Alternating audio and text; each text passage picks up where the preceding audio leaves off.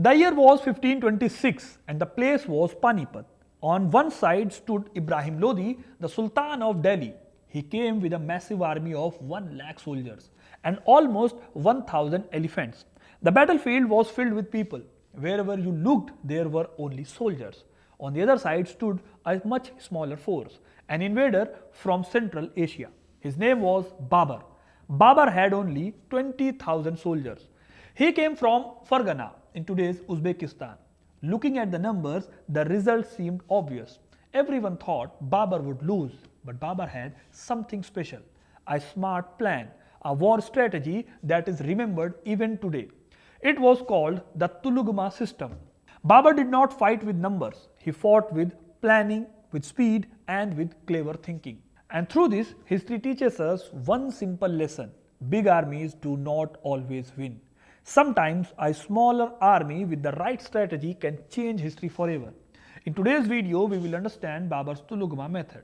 What exactly was this strategy, where did it come from, and how did it turn one of the most important battles in Indian history into a historic victory.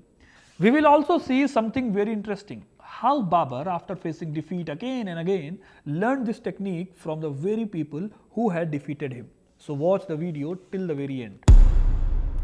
What the Tulughma system actually was. The name may sound strange, but the idea was very smart. Tulughma was a war strategy used in Central Asia. It was first developed by the Mongols, later it was used by Turks and then by the Mughals. In simple words, Tulughma means surrounding the enemy. In this method, the army was divided into 3 parts. One unit stayed in the center, one unit moved on the left and one on the right. This formation made the army strong and difficult to break. But Tulughma had one more deadly feature: hidden reserve forces. Extra soldiers were kept secretly on both sides of the battlefield. They stayed out of sight. They waited, and when the right moment came, they attacked suddenly. This surprise attack often changed the entire battle. Now, this idea may not feel new today. Smaller armies have used such tactics against bigger enemies many times. Even in India, we have seen this. Maharana Pratap used similar tactics. Later, Chhatrapati Shivaji Maharaj mastered it through guerrilla warfare. But when Babur used Tulughma against the Lodis, something different happened. Ibrahim Lodi had no idea what was coming. And that one mistake changed the course of history. Now imagine this: a war is going on, the king can see the enemy's army clearly. Every soldier, every moment, he plans his attack accordingly, and slowly he feels he is winning. This is exactly what was happening with Ibrahim Lodi. His army attacked hard. Babur's central unit began to weaken. Victory looked close. Next target was the left flank, then the right flank. But suddenly everything changed. From the sides, from behind, hidden Tulughma troops appeared. Fast, unexpected, and deadly. They attacked from the left, they attacked from the right. The Lodi army was caught off guard, confused, surrounded. In that one moment, the battle turned completely. And what looked like a sure victory started turning into a disaster. Obviously, the king never expected this. The attack came from everywhere, from the front, from the sides, from behind. Very soon, the army was surrounded from all the directions. The army panicked. They lost confidence. They could not understand where the attack was coming from. There was no space to regroup, no direction to escape. This strategy closed every exit, and in the end, the enemy had only one option left: surrender. But Babur did not rely only on Tulughma. He used new weapons also, weapons India had never seen before. Babur brought cannons and muskets to the battlefield. These weapons were mounted on wooden carts. The carts were called Arba. The Arbas were tied together with ropes. This created a strong defensive wall. From behind this wall, Babur's army fired cannons again and again. This method was known as the Rumi or Ottoman method. It was developed by the Ottoman Empire. For Indian kings, this kind of warfare was completely new. They had never faced such firepower before, and the conditions in India at that time worked in Babur's favor. The enemy was not prepared. The shock was too great, and once again, strategy defeated numbers. At that time, Indian armies were still fighting the old way. They depended on horses and heavily on war elephants. Elephants looked powerful. They created fear, but they were also slow and difficult to control in chaos. Indian kings had no cannons, no muskets. They also did not understand new war strategies like Tulughma. So when Babur attacked with modern weapons and modern planning, the old system failed and history turned a new page. On the other hand, the region Babur came from was very different. In Central Asia, warfare had moved far ahead. Constant wars with the Mongols and Turks had changed the way battles were fought. They had learned to use cannons, they understood gunpowder, and they had mastered smart strategies like Tulughma. This was the world Babur came from. Babur came to India after losing Fargana in Central Asia. He was not new to war. He had already fought many battles. He had lost, he had learned, and he had adapted. By the time Babur reached India, he was experienced, trained, and dangerous. And that experience made all the difference. Babur learned one big lesson from his defeats. Wars are not won by bravery alone. They are won by strategy and by new weapons. Many people think Babur invented the Tulughma method. This is not true. This technique existed long before Babur. The Mongols and the Turks had used it earlier. The Mongols developed it around the 13th century. They had a special hunting technique called nurj. In nurj, animals were surrounded from all the sides and slowly trapped into a small circle. Later, the same idea was used in warfare. Historians believe Tulughma is a variation of this method. The enemy was attacked from both flanks, surrounded and then destroyed. Because the Mongols were masters of war, this tactic survived among Central Asian warriors for centuries. Babur did not invent Tulughma, he learned it. He practiced it and he used it at the right time, and that made all the difference. Now let me tell you something very interesting. Babur himself wrote about this in his autobiography Baburnama. Babur clearly says that he learned this strategy from the Uzbeks, more specifically from Saibani Khan. Shabani Khan was a powerful Uzbek commander and he defeated Babur many times.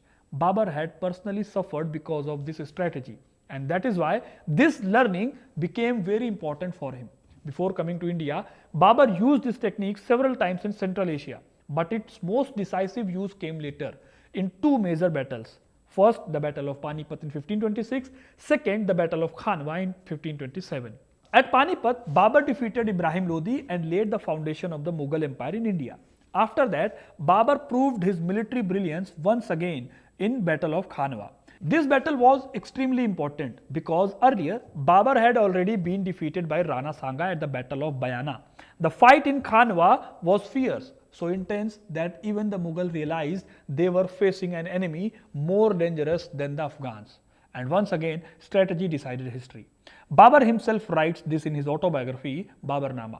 He says, the enemy fought so fiercely that his morale was shaken. That moment changed everything. This is when Babur decided to use Tulughma system once again. The date was 16th March 1527, the place Khanwa. Both armies came face to face. Babur divided his army into three main parts, the center, the left and the right. But he went one step further. The left and right divisions were split again, front units and rear units. This gave Babur more flexibility during the fight. In front of the central division, Babur placed bullock carts. These carts were tied together with iron chains, so they would not break or run away during an attack. Small gaps were left between the carts, just enough space for two cavalry soldiers to rush out and attack together. Behind this cart line, Babur placed his artillery. The carts acted like a shield. On both flanks, left and right, expert archers were positioned. Every move was planned, every position was calculated. This was not bravery alone, this was war by design. As soon as the battle began, Babur's cavalry moved fast. They attacked, then pulled back and regrouped on the left and right again and again. On the other side was Rana Sanga. He was confident, he trusted the old style of warfare, so he ordered a direct frontal attack. What followed was a brutal fight. In the beginning, the Mughal army suffered heavy losses. The Rajputs were strong, they were many in numbers. They had fast horses and powerful war elephants. In traditional warfare, this combination was deadly. Their fighting style was aggressive, fearless, relentless. But Babur avoided a head-on clash. Instead, his army stayed back. Cannons fired from a distance. Muskets followed. The Rajputs could not reach the Mughal front line easily. And while they charged forward, Babur's troops kept striking them from afar. Slowly, the momentum of the battle began to change. Babur kept one thing very clear. His center division had to stay strong. Whenever a soldier was wounded or killed, new soldiers from the rear immediately took their place. There was no gap, no weakness. The formation stayed solid for almost 3 hours. The battle stayed balanced. Both sides fought fiercely. Both sides took heavy losses, but neither army could break the other. Now, Babur wanted only one thing, to trap the Rajputs from all the sides. That was his plan. But the Rajputs were not easy to defeat. They were large in number, full of energy, well organized. Their courage and discipline stopped Babur's plan from working immediately. The battle was dragged on, and the real test of strategy was still ahead. The Rajputs were no less. They countered every attack quickly. They pushed back hard. At one point, the battle looked perfectly balanced. Then suddenly, something unexpected happened. A Rajput chief named Raja Silhadi, also known as Raja Shiladitya, arrived on the battlefield with 3068 soldiers. Earlier, he had been with Rana Sanga, but now he came to support Babur. This sudden shift completely changed the situation. Confusion spread, strategies collapsed, and then came the turning point. Rana Sanga was hit by a bullet in his leg and he fell unconscious. Seeing their leader missing, the Rajput army panicked. Rana Sanga was carried away from the battlefield. Leadership was gone, coordination broke, and within moments, the balance tilted. The Mughals pressed hard, and soon the Battle of Khanwa was decided. A fierce war ended, and Babur emerged victorious. This victory secured the thrones of Agra and Delhi for Babur. This is where Mughal rule was firmly established in India. The Tulughma system sent a clear message. Indian kings now realized that old methods of warfare were no longer enough. War had changed slowly. As the Mughal Empire expanded, this technique spread to other parts of India also. Babur adopted Tulughma because he had a big weakness. He did not have large army. He was fighting rulers like Ibrahim Lodi and Rana Sanga with far fewer soldiers. So he needed a strategy that could defeat bigger armies with smaller numbers. Tulughma gave him that edge, and when combined with cannons, it became deadly force. Cannons were almost unknown in India then. People had rarely seen this kind of firepower. It shocked the enemy, it confused them, it broke their confidence. Babur himself wrote about this. He openly credited these techniques for his victories. In the end, it was not just courage, it was a strategy that changed history. This strategy gave the Mughal Empire a strong foothold in India. Because of Tulughma, the Mughals ruled India for almost 300 years. That is a long time. Over years, this strategy slowly became less important. During the reign of Akbar and later Mughal emperors, the empire never lacked soldiers. Tulughma was meant for a smaller army fighting a bigger one, and the Mughals were no longer small. But one thing is certain, Babur's strategy changed India's way of warfare forever. It introduced new thinking, new weapons, and modern military planning.